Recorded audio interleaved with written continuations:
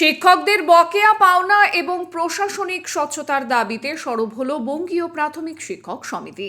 বুধবার হলদিবাড়ি চক্র কমিটির পক্ষ থেকে ৮ দফা দাবি সম্বলিত একটি স্মারকলিপি প্রদান করা হয় হলদিবাড়ি অবর বিদ্যালয় পরিদর্শককে।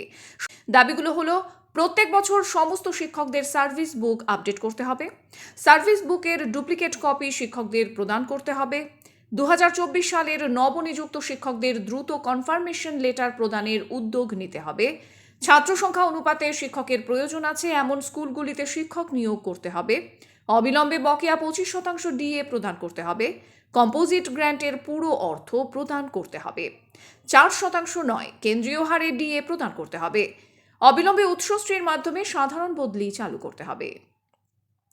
স্মারকলিপি প্রদান শেষে বঙ্গীয় প্রাথমিক শিক্ষক সমিতির হলদিবাড়ি চক্র সম্পাদক আব্দুল জলিল সরকার জানান, শিক্ষকদের কাজ করার জন্যই অবর বিদ্যালয় পরিদর্শকের অফিস, অথচ বহু কাজ এখানে যথাসময়ে হয় না।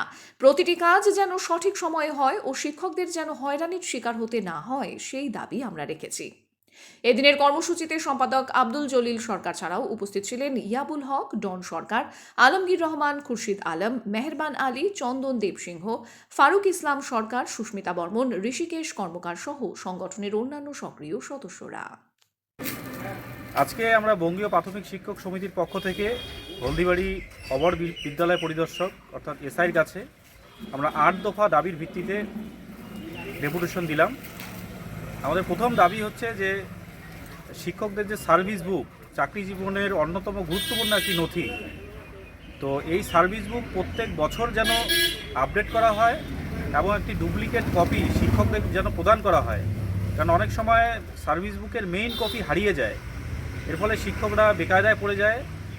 তো আমরা আজকের মূল দাবি যে প্রত্যেক বছর সার্ভিস বুক আপডেট করতে হবে এবং শিক্ষকদের একটি ডুপ্লিকেট কপি অবিলম্বে প্রদান করতে হবে। এবং আপনারা জানেন 2024 সালের ফেব্রুয়ারি মাসে কিছু নতুন শিক্ষক আমাদের সার্কেলে চাকরিতে জয়েন করেছে, তো তাদের গত 9 ফেব্রুয়ারি 2 বছর পূর্ণ হয়েছে।